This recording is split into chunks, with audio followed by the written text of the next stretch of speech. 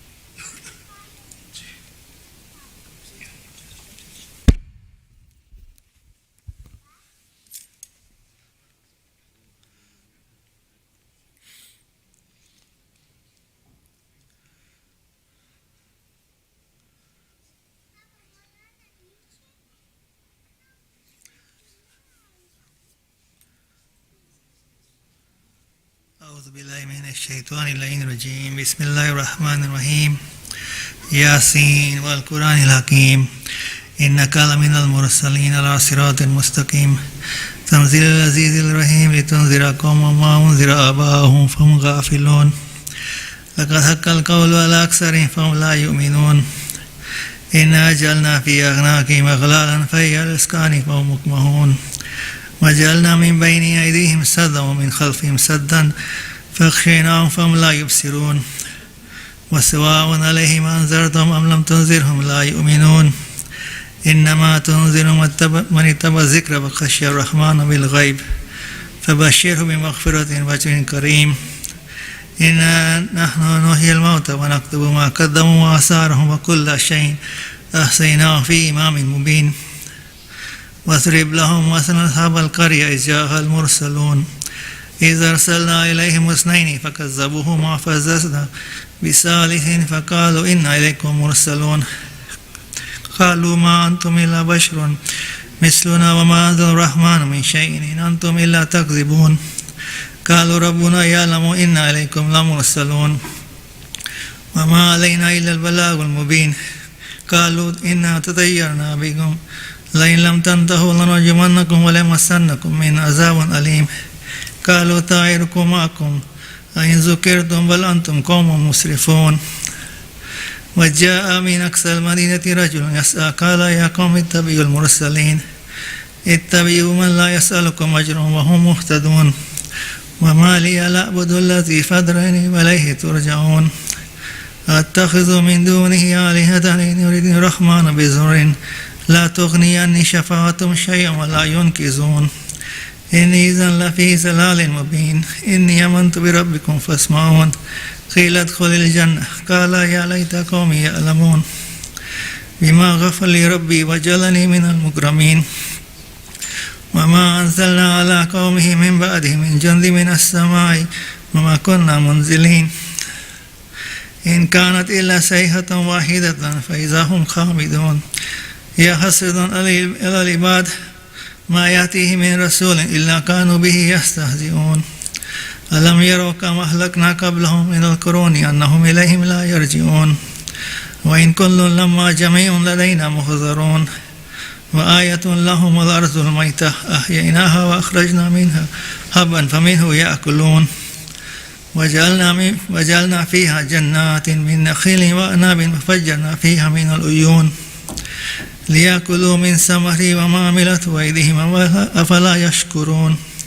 سبحان الذي خلق الأزواج كلها مما تنبت الأرض ومن أنفسهم مما لا يعلمون وآية لهم الليل نسلخ منه النهار فإذا هم مسلمون والشمس تجري لمستقر لها ذلك تقدير العزيز العليم والقمر قدرناه منازل حتى عاد كالأرجون القديم لا الشمس ينبغي لها أن تدرك القمر والليل سابق النهار وكل في فلك يسبحون وآية لهم أن حملنا ذرية في الفلك المشحون وخلقنا لهم من مثله ما يركبون وإن نشاء نغرقهم فلا صريخ لهم ولا هم ينقذون إلا رحمة منا ومتاعا إلى حين وإذا قيل لهم اتقوا ما بين أيديكم وما خلفكم لعلكم ترحمون وما تأتيهم من آية من آيات ربهم إلا كانوا عنها مؤرزين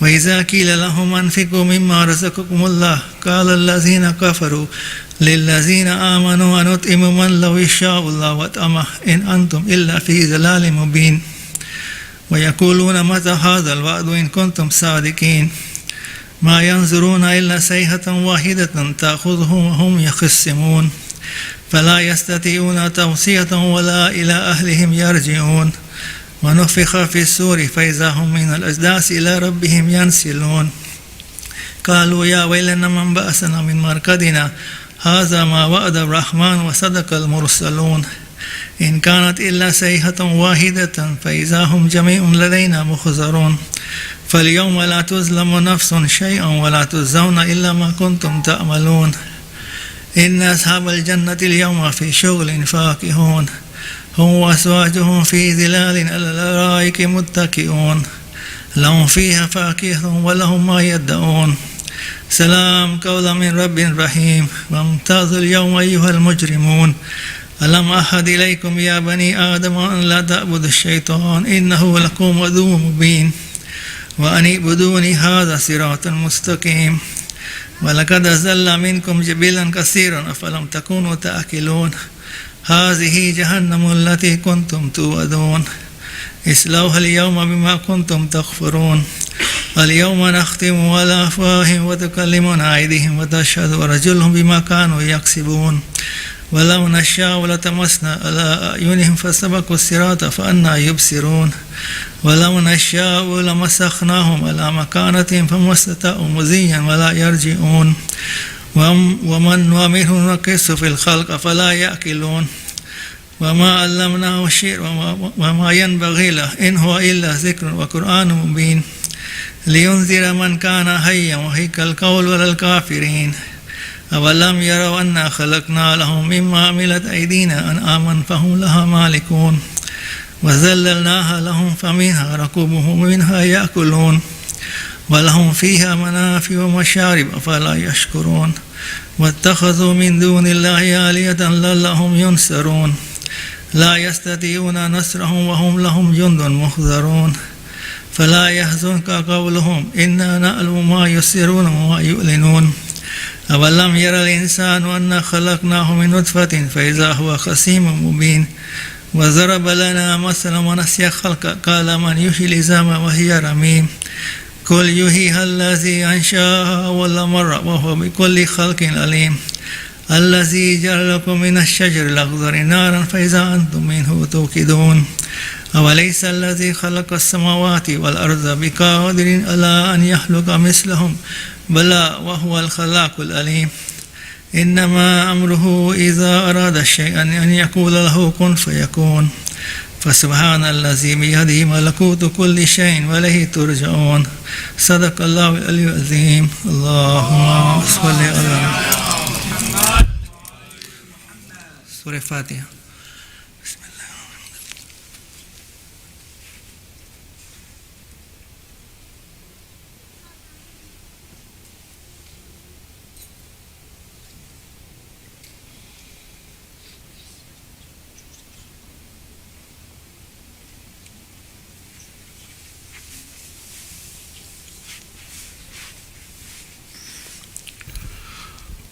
اللهم صل على محمد وآل محمد بسم الله الرحمن الرحيم اللهم إني أسألك برحمتك التي وسعت كل شيء وبقوتك التي قهرت بها كل شيء وهزلها كل شيء وذللها كل شيء وبجبروتك التي غلبت بها كل شيء وبعزتك التي لا يقوم لها شيء وبعظمتك التي ملأت كل شيء وبسلطانك الذي على كل شيء وبوجهك الباقي بعد فناء كل شيء وبأسمائك التي ملأت أركان كل شيء وبعلمك الذي أحاط بكل شيء وبنور وجهك الذي أضاء له كل شيء يا نور يا قدوس يا أول الأولين ويا آخر الآخرين اللهم اغفر لي الذنوب التي تحدث العصام اللهم اغفر لي الذنوب التي تنزل النكام اللهم اغفر لي الذنوب التي تحير النعام اللهم اغفر لي الذنوب التي تحبس الدعاء اللهم اغفر لي الذنوب التي تقطع الرجاء اللهم اغفر لي الذنوب التي تنزل البلاء اللهم اغفر لي كل ذنب أذنبته وكل خطيئة أحدثتها اللهم إني أتقرب إليك بذكرك واستشفي بك إلى نفسك وأسألك بجودك أن تدنيني من قربك وأن تنزيني شكرك وأن تلهمني ذكرك اللهم إني أسألك سؤال خازن متذلل خاشعين أن تسامحني وترحمني وتجعلني باسمك راضيا كانيا وفي جميع الأحوال متوازيا اللهم وأسألك سؤال من اشتدت فاقته وأنزل بك عند الشدائد حاجته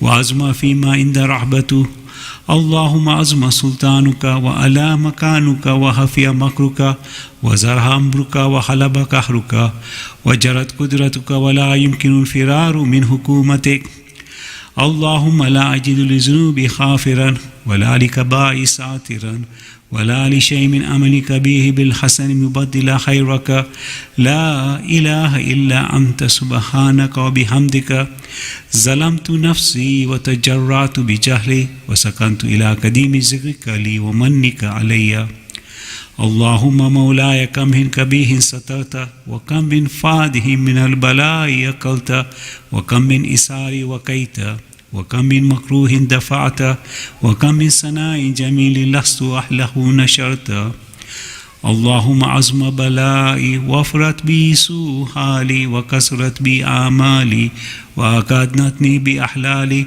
وحبسني النفي بود عملي وحدتني الدنيا بخرورها ونفسي بجنايتها ومثالي يا سيدي فأسألك بعزتك أن لا يحجب عنك دعائي سوء عملي وفعالي ولا تفزع من خفي من طلت عليه من سري ولا تعاجلني بالعقوبة على ما عملت في خلواتي من سوء فعلي وإساتي ودوام تفريطي وجهالتي وكسر الشهوات وخفلتي وكن اللهم بعزتك لي في كل أحوال رعوفا وعلي في جميل أمور أتوفا إلهي وربي من لي خيرك أسألك كشف زري والنظر في أمري إلهي ومولاي أجريت على حكم اتبعت في هوى نفس ولم أحترس فيه من تزيين عدوي فغرني بما أهواه وأسده على ذلك الكذا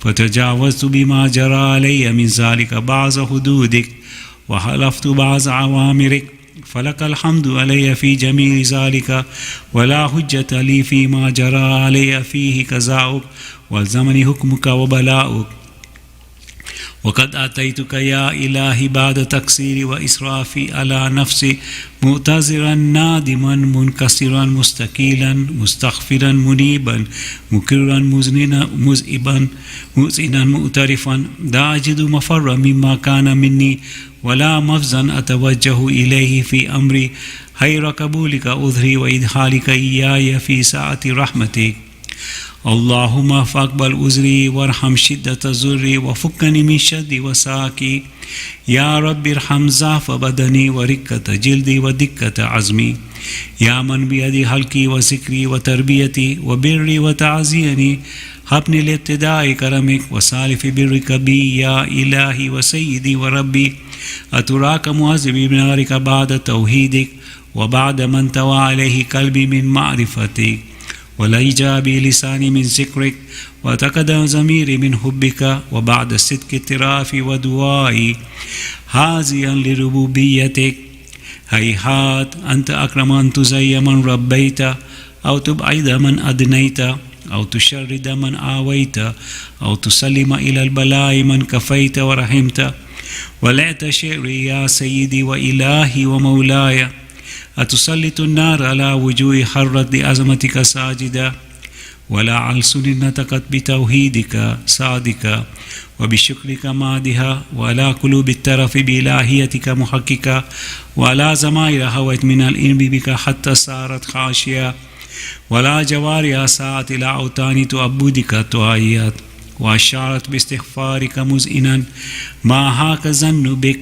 ولا أخبرنا بفضلك أنك يا كريم يا ربي وأنت تعلم ضعفي أن قليل من بلاء الدنيا وعقوباتها وما يجري فيها من المكاره على أهلها ألا أن ذلك بلاء ومكروه قليل مكسوه يسير بكاه كثير مدته فكيف احتمال لبلاء الآخرة وجليل الوقوع المكاره فيها وهو بلاء تطول مدته ويدوم مقامه ولا يخفف عن أهله لأنه لا يكون إلا عن عذابك وانتقامك وسخطك وهذا ما لا تقوم له السماوات والأرض يا سيدي فكيف لي وأنا عبدك الضعيف الذليل الحقير المسكين المستكين يا إلهي وربي وسيدي ومولاي لأي الأمور إليك أشكو ولما منها أزج وأبكي لعليم العذاب وشدتي أم لطول البلاء ومدتي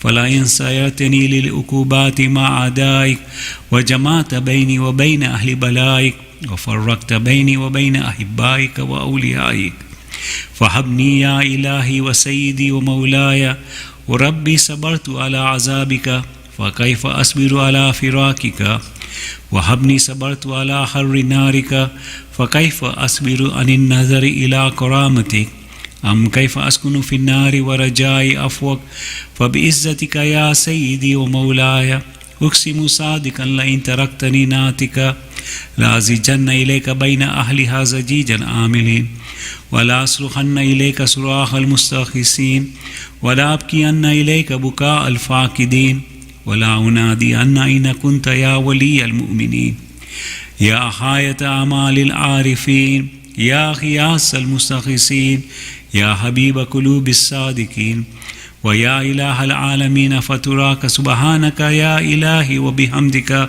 تسمع فيها صوت عبد المسلم سجن فيها بمخالفتي وذاك طعم عذابها بمعصيتي وحبس بين أطباقها بجرمه وجريرتي وهو يزيج إليك زجيج المعامل رحمتك ويناديك بلسان أهل توحيدك ويتوسل إليك بربوبيتك يا مولاي فكيف يبقى في العذاب وهو يرجو ما سلف من حلمك أم كيف تؤلم النار وهو يعمل فضلك ورحمتك أم كيف يهرق لهيبها وأنت تسمع صوته وترى مكانه أم كيف يشتمل عليه زفيرها وأنت تعلم ضعفه أم كيف يتكلكل بين أطباقها وأنت تعلم صدقه أم كيف تزر زبانيتها وهو يناديك يا رب أم كيف يرجو فصلك في إتكه منها فتتركه فيها هيهات ما ذلك الظن بك ولا المعروف من فضلك ولا مشبه لما أمرت به الموحدين من برك وإحسانك فباليقين أقطع لولا ما حكمت به من تعذيب جاهدك وكزيت به من إهلاد معاندك لجعلت النار كلها بردا وسلاما وما كان لأحد فيها مقرا ولا مقاما لكنك تسمع أقسمت أن تملأها من الكافرين من الجنة والناس أجمعين وأن تخلد فيها المعاندين وأنت جل ثناؤك قلت مبتدئا وتطولت بالإنام متكرما أفمن كان مؤمنا كمن كان فاسقا لا يستؤون إلهي وسيدي فأسألك بالقدرة التي قدرتها وبالقضية التي هتمتها وحكمتها وخلبت من عليه أجريتها أن تحبلي في هذه الليلة وفي هذه الساعة كل جرم أجرمت وكل ذنب أذنبت وكل كبيه أسررت وكل جهل عملت قدمت أو لنت أخفيت أو أزهرت وكل سيئة أمرت باستباقها الكرام الكاتبين الذين وكلتم بحفظ ما يكون مني وجعلتهم شهودا علي مع جواره وكنت أنت رقيب علي من ورائهم وشاهدا لما خفي عنه وبرحمتك أخفيت وبفضلك سترت وأن توفر عزي من كل خير أنزلت أو إحسان فضلت أو بر نشرت أو رزق بسطت أو ذنب تغفره أو خطأ تستر يا ربي يا ربي يا رب يا إلهي وسيدي ومولاي ومالك ركي يا من بيدي ناسيتي يا عليما بزوري ومسكنتي يا خبيرا بفقري وفاقتي يا ربي يا ربي يا رب أسألك بحقك وقدسك وعظم صفاتك وأسمائك أن تجعل أوقاتي من الليل والنهار بذكرك مأمورا وبحكمتك موصولا وأمالي عندك مقبولا حتى تكون أمالي وأورادي كلها وردا واحدا وحالي في حكمتك سرمدا يا سيدي يا من عليه معولي يا من إليه شكلت أحوالي يا ربي يا ربي يا رب قولي على حكمتك جواره واشتد على العزيمة جوانه وهب لي جد في حشيتي والدوام في اتصال بحكمتك حتى أسرح إليك في ميادين السابقين وأسرع إليك في بارزين وأشتاق إلى قربك في المشتاقين وأدنو من ذنوب مخلصين وأخافك مخافة الموقنين واستمع في جوارك مع المؤمنين اللهم ومن أرادني بسوء فارد ومن كادني فكد واجعلني من أحسن أبيدك نصيبا عندك وأقرب منزلتك منك وعصم زلفة لديك فإنه لا ينال ذلك إلا بفضلك وجد لي بجودك وعاطف علي بمجدك واحفظني برحمتك واجعل لساني بذكرك لهجا وقلبي بحبك متيما ومن علي بحسن إجابتك وأكلني أسرتي واغفر زلتي فإنك قضيت على عبادك بإبادتك وأمرتهم بدعائك وزمنت لهم الإجابة فإليك يا ربي نسبت وجهي وإليك يا ربي مددت يدي فبعزتك استجب لي دعائي وبلغني مناي ولا تقت من فضلك رجائي واكفني شر الجن والإنس من أعدائي يا سريع الرضا اغفر لي لمن لا يملك إلا الدعاء فإنك فعال لما تشاء يا من نفسه دواء وذكره شفاء وطاعته حنان ارحم من رأس ماله الرجاء وسلاه البكاء يا سابع النعم يا دافع النكام يا نور المستخوشين في الظلم يا عالما لا يعلم صل على محمد وآل محمد وافعل بما أنت أحلو وصلى الله على رسوله والأئمة ميامين من آله وسلم تسليما كثيرا كثيرا اللهم صل على محمد وآل محمد. سورة المباركة الفاتحة.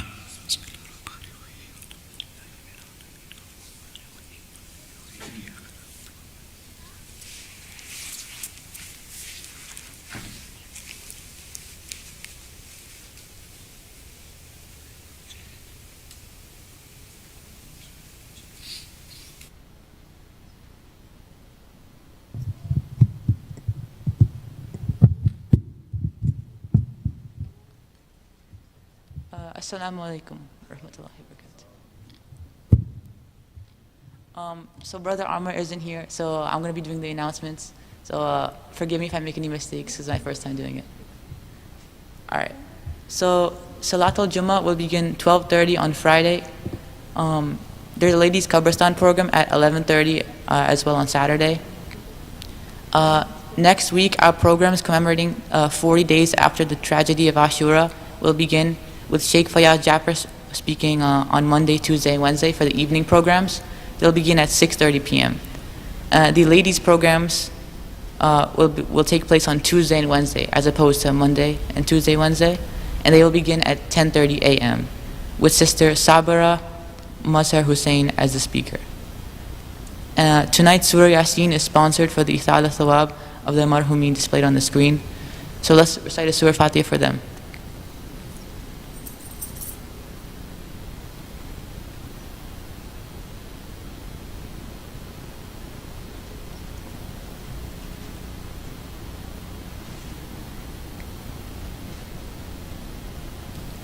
And before we call up Sheikh Bilal, let's all recite 5 times Amma Yujibu together. Bismillahir Rahmanir Rahim. Amma yujibu al-mustar iza da'ahu yakshifu su. Amma yujibu al-mustar iza da'ahu yakshifu su. Amma yujibu al-mustar iza da'ahu yakshifu su. عما يجيب المضطر إذا دعاه يكشف السوء عما يجيب المضطر إذا دعاه يكشف السوء اللهم صل على محمد وآله. And let's welcome Sheikh Bilal with a loud salawat. اللهم صل على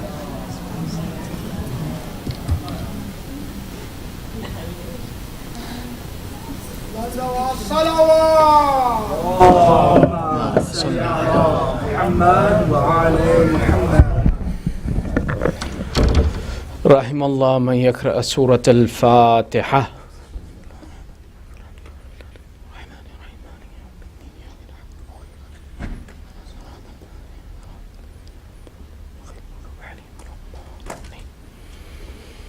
أعوذ بالله من الشيطان الرجيم. بسم الله الرحمن الرحيم.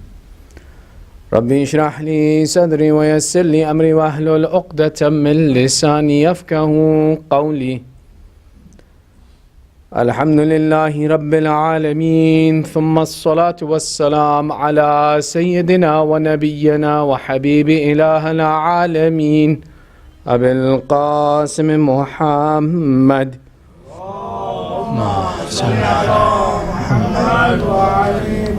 وعلى آله الطيبين الطاهرين المعصومين واللعنة على أعدائهم أجمعين من الآن إلى قيام يوم الدين. أما بعد فقد قال الله تعالى في محكم كتابه الحكيم بسم الله الرحمن الرحيم الذين ينفقون في السراء والضراء والكاظمين الغيظ والعافين عن الناس والله يحب المحسنين.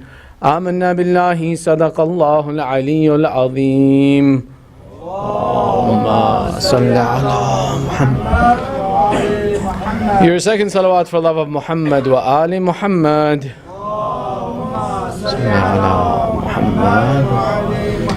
And your loudest salawat for ta'jeel faraj sahib al-asr wa zaman. Allahumma salli ala Muhammad wa Ali Muhammad. In mentioning of brief ahkam of fiqh, there is a discussion about Umrah and the etiquette of Umrah. And briefly tonight we'll go through the points of Umrah, of how a person performs this Umrah and what are the ahkam of this Umrah. Umrah is consistent of 7 actions, and that these 7 actions need to be completed for a person to perform Umrah completely and accurately.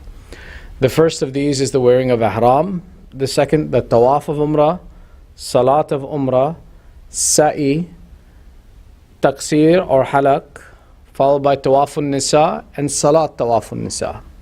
These 7 items, when they're completed, a person has performed the entirety of Umrah and has performed a complete action that is from the recommended actions to perform. In briefly understanding this, to do the act that begins a person in going into Umrah, one, when they approach the city of Makkah, they have to go from one of the miqat, or one of the entrance points, which are of 7. The one that typically is used coming from the city of Medina is called Juhfa. When a person stops there, to perform and put on the ihram consists of 3 actions. The first of these actions is to put on the clothing of ihram. The clothing of ihram for men is the wearing of 1 unsewn cloth around the waist that is white, as well as 1 unsewn cloth that is worn over the shoulders. So step 1. Step 2 is to make the niyyah that I am wearing ihram for Umrah tamattu qurbatan ilallah. The third action that needs to be performed at the miqat is the recitation of talbiyah. Allahumma labbaik, labbaik la sharika laka labbaik, innal hamda wal ni'mata laka wal mulk, labbaik la sharika laka labbaik. This talbiyah now completes a person has now entered into the state of ihram. In the condition of ihram, a variety of actions become haram upon us. For example, becoming angry, scratching oneself, or to remove blood from oneself, or scratching oneself to where the hair comes out or the skin is removed. Looking in a mirror, wearing of perfume, touching of the opposite gender with shahwa, with desire, is impermissible for a person. This condition of ihram continues until we enter into the city of Makkah, and the first thing that we do after this is to perform tawaf. Each of these actions, a person should make an intention before that I am performing tawaf, umrah tamattu, qurbatan, umrah mufrada. Umrah tamattu is for hajj, we don't have to do that one right now. It's past the days for that. Umrah mufrada, qurbatan ilallah, and you perform 7 tawaf or 7 circumambulations around the Kaaba. These 7 have the same conditions upon them that a wajib salat has upon them. Meaning that a person needs to be in wudu when they perform this action. Their body needs to be in a state of taharat, and their clothing needs to be in a state of taharat as they perform the 7 circuits around the Kaaba. As they perform these 7 circuits around the Kaaba, there are additional conditions that should be met. That, for example, a person's shoulder, left shoulder, should be facing the direction of the Kaaba. One of the things that you'll see people do there is as they complete 1 round, they turn to Hajar al-Aswad and they face their whole body towards Hajar al-Aswad, and occasionally they'll raise their hands and they'll go, Allahu Akbar. Voided. You have to start all over again. But for us, the importance is that for all 7 rounds, I make sure my left shoulder stays facing the direction of the Qibla, Kaaba, and I go around 7 times. When I complete these 7 rounds, the next responsibility is to recite Salatul Tawaf. This is a salat that is a wajib salat that becomes wajib upon the completion of tawaf. This salat has to be prayed behind Maqam Ibrahim. You will find people in the Haram in Makkah praying it anywhere, praying it somewhere. But for us, the ahkam are very clear to find Maqam Ibrahim, which is by the side of the door of the Kaaba, and you walk behind it, and behind it you find a place. Now literally it doesn't have to be in the line exactly behind it, but the idea is that the general consensus is that you are in a location that is behind Maqam Ibrahim. And we recite 2 rakat salat al-tawaf. Tawaf, umrah mufrada, qurbatan ilallah. This 2 rakat salat is recited exactly like Salat al-Fajr, no different. Same exact process, same exact concept, same exact detail and structure. One of the important things that many times, for example, a person before they go for Umrah or Hajj, is that they take the time to ensure that their tajweed, qira'at and their ahkam of salat are correct. The significance of making time for this is that if I don't recite this salat correctly, or if my salat is batil, I never completed this task. It's not complete correctly. I have to make sure it's done correctly. Once this salat is recited, the next process is what's called sa'i, the passing between the mountains of Safa and Marwa. That we begin from Safa and we go to Marwa. This 7 times is not 7 circles. So it's not like you go from Safa to Marwa, back to Safa, and that's 1. No, it's 7 lines. I go from Safa to Marwa, that's 1. Marwa to Safa, that's 2. Safa to Marwa, 3. Marwa to Safa, 4. Safa to Marwa, 5. Marwa to Safa, 6. Safa to Marwa, 7. When I reach this 7th, I have now completed the aspect of sa'i. One of the important ahkam to note about sa'i is that according to the ruling of Ayatollah Sayyid Sistani Hafidhahullah, that sa'i is permissible on the ground floor and on the floor level underground. There are 2nd, 3rd floors that they have added now, but for us, sa'i on those higher floors is not permissible. It has to be done on the ground floor or the floor underground. Now it can happen, which is why it's important to discuss these affairs and to understand them, that especially before one goes to Umrah, to take some time and to ask for instruction and guidance on how to ensure that their ahkam are fulfilled. A friend of mine was telling me a story, who's a cleric. He says, I explained to someone the aspect of how to do this sa'i, and someone sitting nearby, and he says, but we didn't do that, we did it on the 2nd floor, because it was very busy. And he's like, I explained to him that, well, then your sa'i was incomplete. You have to do it again, and you have to do the taqsir again, and you have to do the tawaf al-nisa again, and you have to do the salat al-tawaf al-nisa. He says, but I only made a mistake in sa'i. The rest of the actions I did fine. But the rules of Islam are such that وَمَا يُبْنَى عَلَى الْبَاطِلِ فَهُوَ بَاطِلِ. If this step is incomplete correctly, all the steps that come after it are also batil and need to be redone. Therefore, it's an important factor to pay attention to and know these ahkam and understand them correctly. In this way, the sa'i that's completed on the ground floor or on the sub-ground floor is what is appropriate and permissible for us to do. After this comes the action of either halaq or taqsir. Halaq is the process by which, for men, that all of the hair can be removed from the head, and taqsir is whereby a piece of the hair or a piece of a nail can be removed for women or for men as well.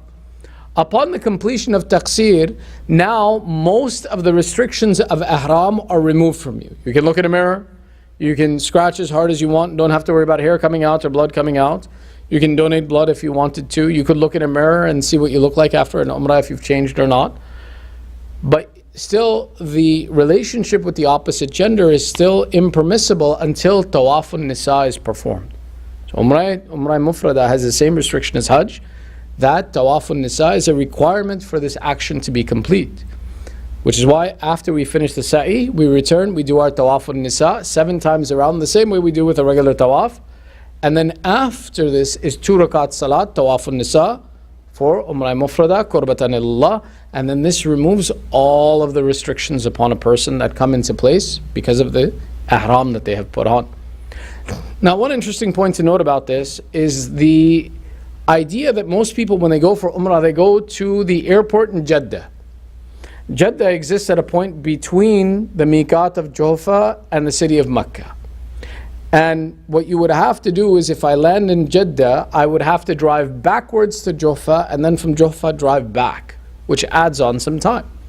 So many people have asked the question that, is it permissible for us to put on our ihram from the airport as opposed to having to drive, for example, almost 2 hours to Juhfa, and then from Juhfa, then drive 4 hours back to the city of Mecca. 4 or 6 hours, however it works out to be. The answer to this, some of our maraja have come up with, is interesting. Sayyid Sistani has allowed that if one makes another, that they can put on their ihram from the airport. That, for example, when I get to the airport, I go through all of security clearance, I do everything, and at this location now I make another to Allah, that I will put on my ihram for Umrah Mufrada from the airport, and from here I can put on the ihram and do my talbiyah. If I have done another.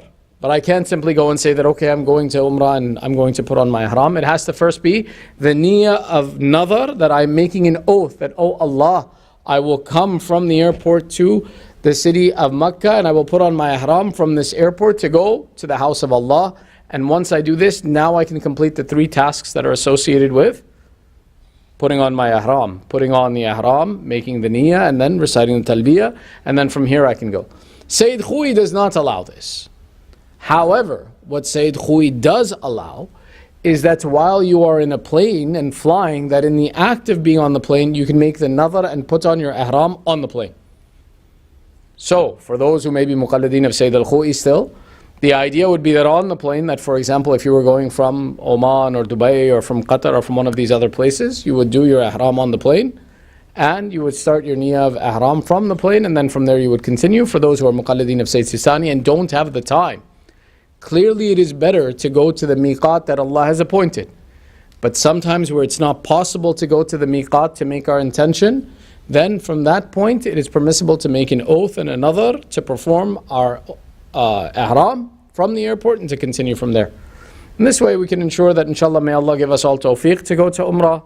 May Allah give us all the opportunity to invite us to His house and to the city of the Holy Prophet and to visit these holy lands. Sallu ala Muhammad wa ali Muhammad. Salli ala Muhammad wa ali Muhammad.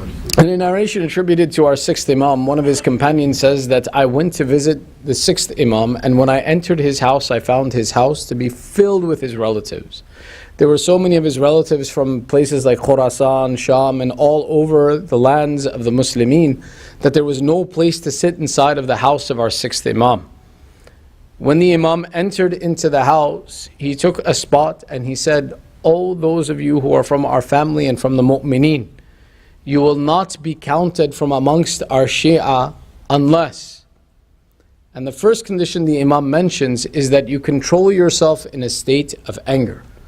And then he continues, "And you show kindness to one who does kindness to you. You are a good friend to the one who is a friend to you. You offer assistance to those people who are in need, and you offer good advice to those who ask for it." And he continues, he says, "O mu'mineen, have fear of Allah and know that Allah's power is greater than any other power." The most significant point that we mentioned to tonight is the statement of the Imam that he begins with, that the first of the attributes that he describes, as is described amongst the attributes of the pious people in the Quran, is that you are not a believer unless if you are in control of your anger. This anger originates from the soul. Our soul has a composite of a variety of different elements and characteristics that we have mentioned. The majority of the attributes of the soul can be broken down into 2 major categories. One, that are quwwat aqliya, those that originate from the intellect that Allah has given us, and quwwat sabu'iyya, those attributes that Allah has given to us within ourselves that originate from an animalistic nature, or the siba', the wild animals. The combination of these 2 elements between the intellect and the sabu'iyya is an interesting debate and discourse for another time, but one of the attributes of that animalistic nature that man possesses is the attribute of anger. And it is one of the key attributes that a person has to learn to keep control of himself over, so that they receive the benefits of the intellect and they reach the completion of Iman. Many of the difficulties, you'll rarely ever, if ever, in your life find someone who says, "Man, I made a really good decision when I was angry." Most of the mistakes that we begin or make in our life begin with a state of anger, and which is why there are things that are called crimes of passion. crimes of anger, that a person says, I lost control of myself. My animalistic behavior became what was ruling my body at that moment, and I was completely out of my mind. My intellect was completely absent.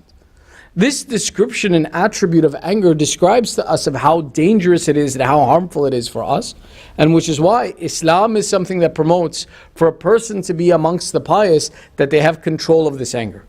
We'll mention 3 other narrations to explain some attributes, impacts of this anger, and that will be our discussion for tonight. Sallu ala Muhammad wa ali Muhammad. Allahumma salli ala Muhammad. The first of these narrations, it talks about the material impact of this anger. The physical impact of this anger in our material life goes back to a hadith that our 6th Imam narrates in Kitab al-Kafi, that goes back to a person who came to our Holy Prophet and asked for him for advice. Now, the nature of the types of people who would come and ask the Holy Prophet for advice were many different types of people. Sometimes we see people like Abu Dhar and Salman saying, Ya Rasulullah, give me advice. And at other times there were people who lived far from the lands of Islam, who were Bedouins and travelers, who whenever they had the opportunity, they would go to Rasulullah and say, Ya Rasulullah, ansahni, oh Rasulullah, advise me. In one of these narrations, one of the people who came to the Holy Prophet, who was a traveler, and on his way to go back to his town, he says, Ya Rasulullah, ansahni, give me advice. Rasulullah replies to him, and he shortens the statement. Remember, our Prophet always gave the most appropriate remark to the most appropriate individual at the appropriate time. He says, Adhab wala aghdab. You can go, but don't become angry. Control your anger. The man says, this was my time. I took the answer and I headed with my caravan and I went back to my village.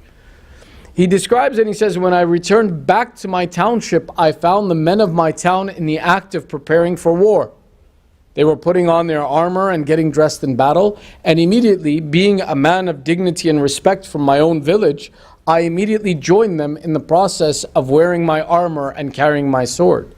It was brought to my attention that we were going to fight a neighboring village of whose men there had been an altercation with us, and it had led to the conclusion of war. So I immediately prepared for war, I got dressed, and I went. When I found that we had made our lines for battle and prepared for our standoff, we had taken out our swords, the words of Rasulullah rang true in my head. One of the most important things and most difficult things is not to listen to advice, not to listen to a good lesson, but to be able to apply it in your life. And one of the things that we often do is we may hear a good advice, we may hear a good thing. The purpose of these majalis is to share good advice.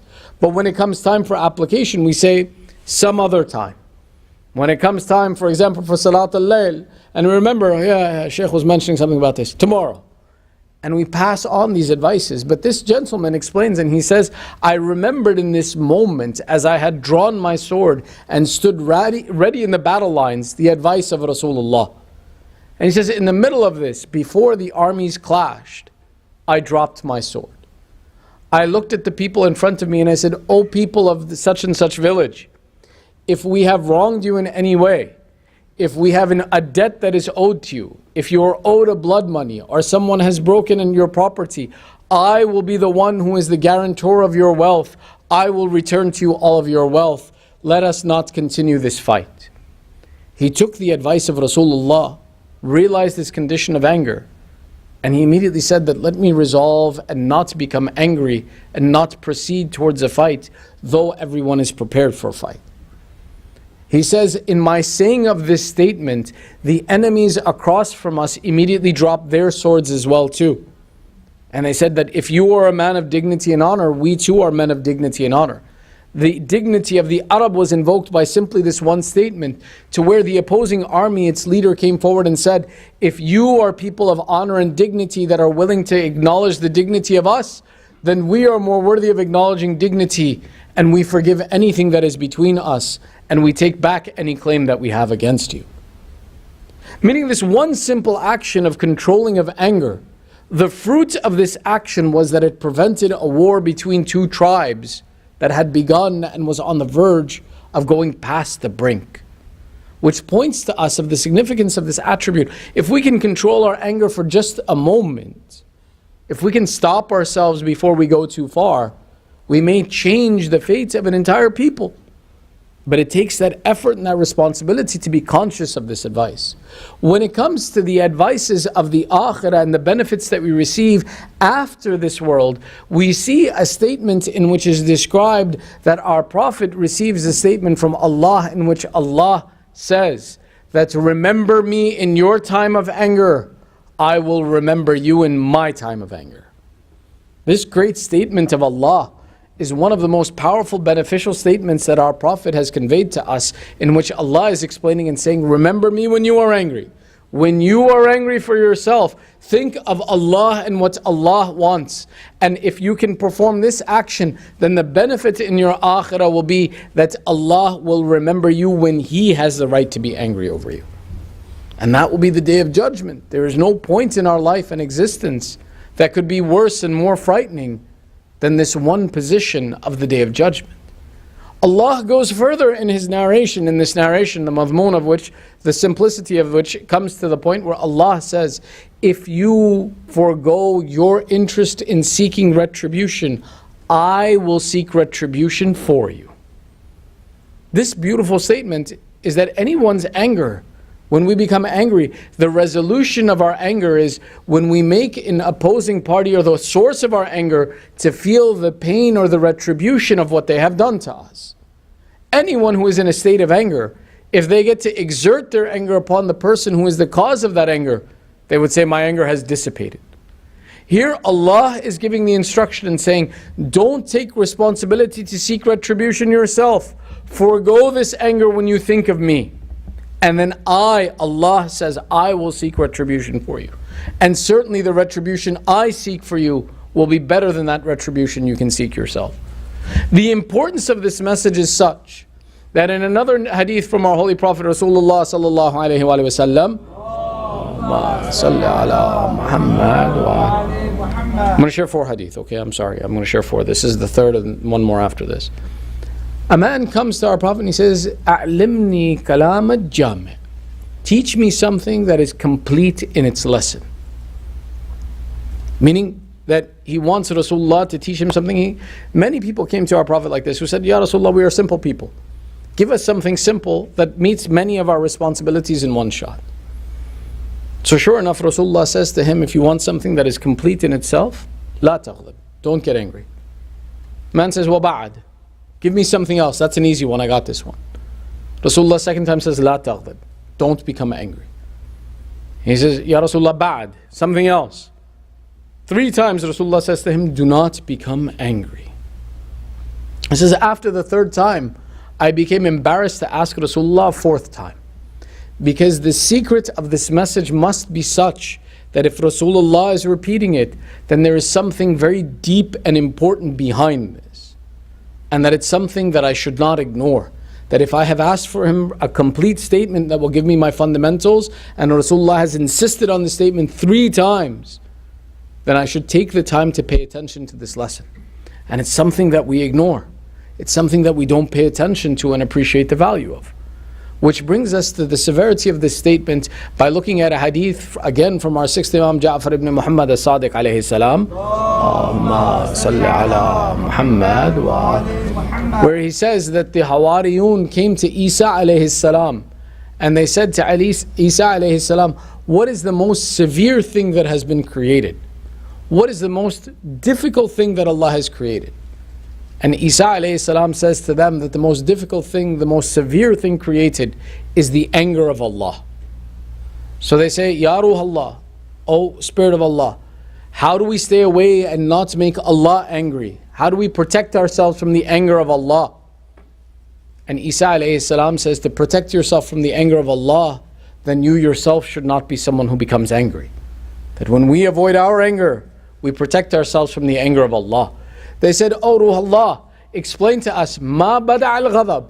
What is it that is the source of this anger that comes into a person? This is an important lesson that they are asking. If we want to avoid anger, what are the things that will lead us to anger? He says 3 things. 1 is kibr, 2 is tajabbur, and 3 is ihtaqar al-nas. These three things, he says, if you can avoid these three things, you will be able to control your anger in every situation. The first of these that he mentions is to have pride. That it is our pride that makes us worthy of feeling that we have the right to be angry. That we feel that, oh, I have been slighted. When I can get past the aspect of my ego, then I can control my anger. The second, he says, is tajabbur, to feel that one is powerful, that one is capable, that one has the ability to exert himself, and that he has the ability to show frustration and to force others into a situation of submission. The third, ihtakar nas, where you think people less than you, where you think people are not of your caliber, that they are worthy of your punishment. We see this attribute play out even in families and households. That a man or a person who goes to work, they may not express their frustration at work because they feel they are at the bottom of the pile. The boss is exerting effort and power upon them and abusing them. And if they have no one to abuse, what do? They come home and abuse the kids or the wife. But I don't say that out loud. You abuse the ones who are under you. Why? Because you feel that you have power to exert over them. You feel that this person is less than you.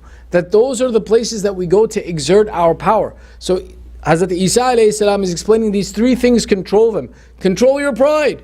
What are you proud of? 2, control the idea that I have a power and ability, and recognize that Allah's power and ability is greater than mine. And that if Allah was to exert His anger over me, then there is no resolution for me, no place to go. And that 3, don't feel that anyone is lower than you, that you can suppress them and there will be no consequence. We suppress and exert our anger on those where we feel confident that there won't be a consequence that we'll have to suffer for expressing this action. Which is why sometimes anger is expressed on our families. Sometimes anger is expressed on strangers. Sometimes anger is expressed on those that we see weaker than us. This attribute was something that was amongst the characteristics of the enemies of Imam Hussein. One of the people that we don't talk about is an example of one of the companions of Imam Hussein, known as Abdullah ibn Yaqtur.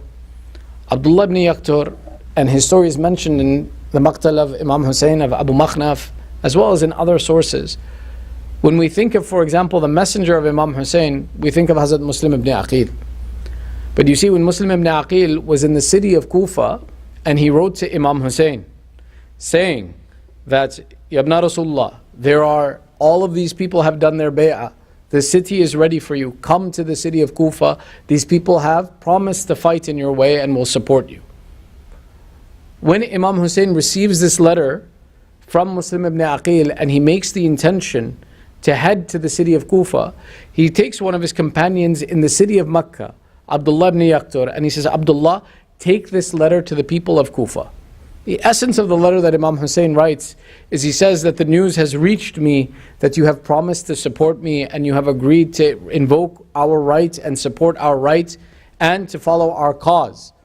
And that I am writing to you on the 8th of Dhul Hijjah that I am now proceeding towards your city. Be sincere in your efforts and be committed to the path of following our message. Prepare yourself. Imam Hussein hands this to Abdullah ibn Yaqtur and heads out to the city of Kufa, as we know famously, from leaving his Hajj, converting it to Umrah and leaving. We also know that this is the time when Muslim ibn Aqil was killed in the city of Kufa. Such that by the time Abdullah ibn Yaqtur leaves the city of Makkah and brings the message to the city of Kufa, Ubaidullah ibn Ziyad has captured the city and the support for Imam Hussein has fizzled away. When Abdullah ibn Yaqtur enters, he goes to the leaders of the clans of the houses of Kufa, and he is caught by one of the agents of Ubaidullah, known as Hasin ibn Namir. La'natullahi alayh. Ibn Namir, or Ibn Numayr as he's also known, takes him and imprisons the messenger of Imam Hussein, this Abdullah, and takes him to the court of Ubaidullah ibn Ziyad. Ubaidullah ibn Ziyad and Abdullah ibn Yaqtur have a confrontation, the conclusion of which Ubaidullah says, "Oh Abdullah, I have no reason to keep you alive. You are of no benefit to me. But I will be kind to you. I will spare you. On one condition, that I want you to climb on top of the palace of the governor to the roof when I will have the people collected, and I want you from the top of the palace to curse Imam Hussein and his father." Abdullah ibn Yaqtar says, that's what you want from me? Fine, I'll do it. So Ubaidullah collects the people in front of the palace, and Abdullah is taken to the top of the palace. Abdullah stands above the palace as he looks out over the people of the city of Kufa, and he says to them, O people of Kufa, I am the messenger of the grandson of Rasulullah. I am the messenger of the daughter of the son of the daughter of Rasulullah. O people, I am the one who has been sent by Hussein to guide you, and I remind you of your oath to him, and to fulfill your oath, and to stand against the accursed Ubaidullah, who is the enemy of Ahlul Bayt. The anger of Ubaidullah was such that in this moment he promised to punish this Abdullah ibn Yaqtar in a way that no one had been punished before, and had him thrown from the roof of the palace onto the ground below.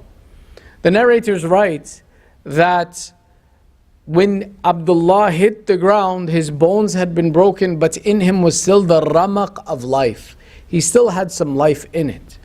And as he lay on that ground, it was the judge from the city of Kufa, whose name was Abdul Malik al-Lathir, who came forward and cut the neck of this Abdullah and killed him in the streets of Kufa.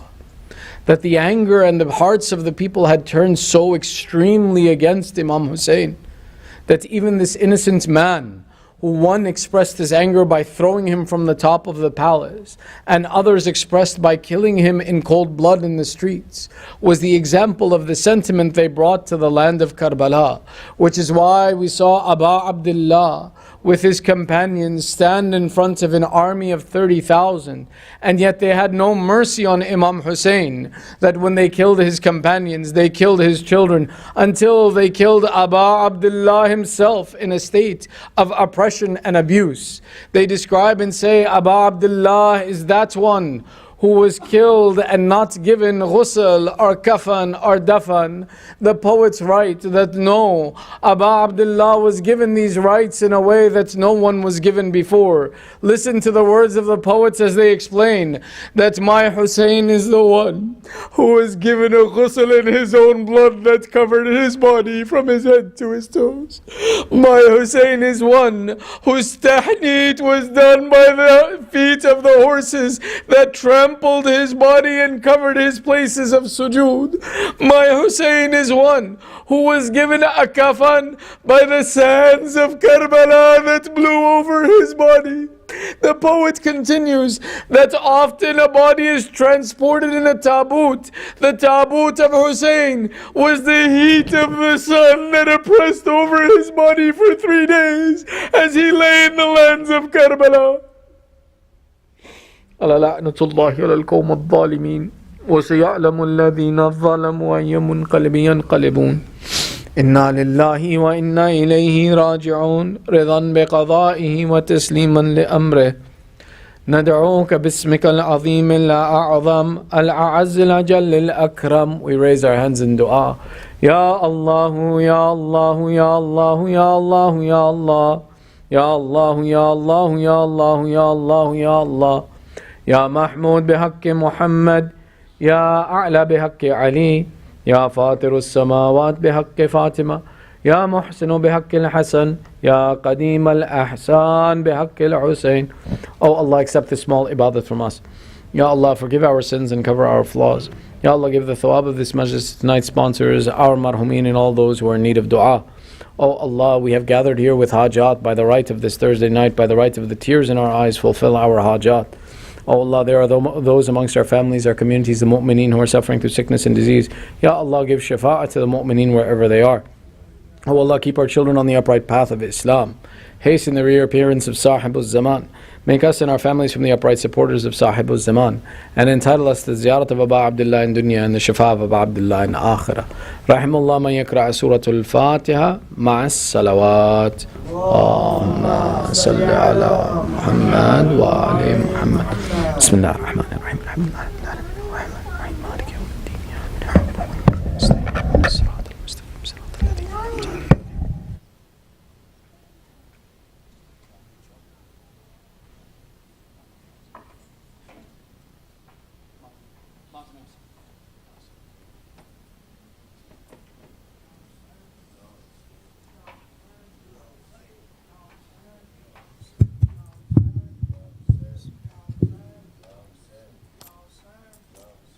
लाश पे ज़ैनब रो के पुकारी, भैया हमारा कोई नहीं। लाश पे ज़ैनब रो के पुकारी, भैया हमारा कोई नहीं। खैमे जले और सजाद कैदी, कफनी तुम्हारा कोई नहीं। लाश पे नब रो के पुकारी, भैया हमारा कोई नहीं। बेकस यतीमों का काफिला भाई, तू ही बता दे कहाँ लेके जाऊं। लाशें संभालो या कुंबे को देखो, गम का किनारा कोई नहीं। लाशें पे ज़ैनब रो के पुकारी, हमारा कोई नहीं। देखो ए भाई मैं ज़हरा की छाई, लाशे पे आई हूँ बेपर्दा होकर। मारा गया है अब्बास गाजी, कासिम दुलारा कोई नहीं। लाशे पे ज़ैनब रो के पुकारी, भैया हमारा कोई नहीं। वीरा है खैमे खाली है झूला, तृष्णा सकीना को किस्से को देखूं। गिर पर चुरी बे आस बेटी, अब तो सहारा कोई नहीं। लाशे पे ज़ैनब रो के पुकारी, भैया हमारा कोई नहीं। करियल जवा की मैयत है आई, कहती है लैला ए मेरे अकबर, किसकी नज़र तुमको खा गई है, मेरा सहारा कोई नहीं। लाशे पे ज़ैनब रो के पुकारी, भैया हमारा कोई नहीं। बोली यूरो के ज़हरा की जाई, करबो बला में गर है गया है। मारा गया है अब मेरा भाई, वारिस हमारा कोई नहीं। लाशे पे ज़ैनब के पुकारी, भैया हमारा कोई नहीं। लाशे पे ज़ैनब रो के पुकारी, भैया हमारा कोई नहीं। अल-फातिहा।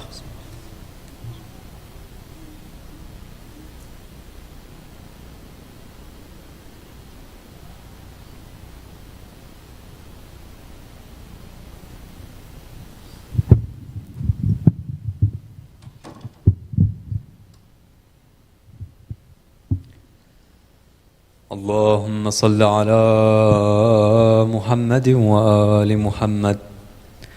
بسم الله الرحمن الرحيم. السلام عليك يا رسول الله، السلام عليك يا أمير المؤمنين يا علي بن أبي طالب، السلام عليك يا فاطمة الزهراء سيدتي نساء العالمين، السلام عليك يا حسن بن علي المجتبى، السلام عليك يا أبا عبد الله، السلام عليك يا وارث آدم صفوة الله، السلام عليك يا وارث نوح النبي الله، السلام عليك يا وارث إبراهيم خليل الله، السلام عليك يا وارث موسى كليم الله، السلام عليك يا وارث عيسى روح الله، السلام عليك يا وارث محمد حبيب الله، السلام عليك يا وارث علي أمير المؤمنين ولي الله، السلام عليك يا ابن محمد المصطفى، السلام عليك يا ابن علي المرتضى، السلام عليك يا ابن فاطمة الزهراء، السلام عليك يا ابن خديجة الكبرى، السلام عليك يا ثار الله وابن ثاره والوتر الموتور. أشهد أنك قد أقمت الصلاة وأتيت الزكاة وأمرت بالمعروف ونهيت عن المنكر وأطعت الله ورسوله حتى أتاك اليقين. فلعن الله أمة قتلتك، ولعن الله أمة ظلمتك، ولعن الله أمة سمعت بذلك فرضيت به. يا مولاي يا أبا عبد الله، أشهد أنك كنت نورا في الأصلاب الشامخة والأرحام المطهرة، لم تنجسك الجاهلية بأنجاسها، ولم تلبسك من مظلهمات ثيابها. وأشهد أنك من دعائم الدين وأركان المؤمنين. وأشهد أنك الإمام البر التقي الرضي الزكي الهادي المهدي. وأشهد أن الأئمة من ولدك كلمة التقوى وعلام الهدى والعروة الوثقى والحجة على أهل الدنيا. وأشهد الله وملائكته وأنبياءه ورسله أني بكم مؤمن وبيا بكم موقن، بشرائع ديني وخواتيم عملي، وقلبي لقلبكم سلم وأمري لأمركم متبع. صلوات الله عليكم وعلى أرواحكم وعلى أجسادكم وعلى أجسامكم وعلى شاهدكم وعلى غائبكم وعلى ظاهركم وعلى باطنكم. زيارة علي بن الحسين. السلام عليك يا ابن رسول الله، السلام عليك يا ابن نبي الله، السلام عليك يا ابن أمير المؤمنين، السلام عليك يا ابن الحسين الشهيد، السلام عليك أيها الشهيد وابن الشهيد، السلام عليك أيها المظلوم وابن المظلوم. لعن الله أمة قتلتك، ولعن الله أمة ظلمتك، ولعن الله أمة سمعت بذلك فرضيت به. زيارة الشهداء. السلام عليكم يا أولياء الله وأحباءه، السلام عليكم يا أصفياء الله وأوداءه، السلام عليكم يا أنصار دين الله، السلام عليكم يا أنصار رسول الله، السلام عليكم يا أنصار أمير المؤمنين، السلام عليكم يا أنصار فاطمة سيدة نساء العالمين، السلام عليكم يا أنصار أبي محمد الحسن بن علي الولي الناصح، السلام عليكم يا أنصار أبي عبد الله، بأبي أنتم وأمي طبتم وطابت الأرض التي فيها دفنتم وفزتم فوزا عظيما، فيا ليتني كنت معكم فأفوز معكم. زيارة هزوة عباس. السلام عليك يا أبا الفضل العباس بن أمير المؤمنين، السلام عليك يا ابن سيد الوصيين، السلام عليك يا ابن أول القوم إسلاما وأقدمهم إيمانا وأقومهم بدين الله وأحوطهم على الإسلام. أشهد لقد نصحت لله ولرسوله ولأخيك فنعم الأخ المواسي. فلعن الله أمة قتلتك، ولعن الله أمة ظلمتك، ولعن الله أمة استحلت منك المحارم وانتهكت حرمة الإسلام.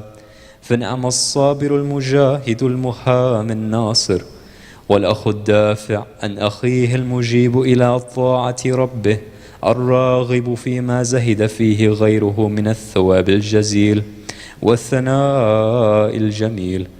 وألحقك الله بدرجة آبائك في جنات النعيم. السلام عليكم ورحمة الله وبركاته.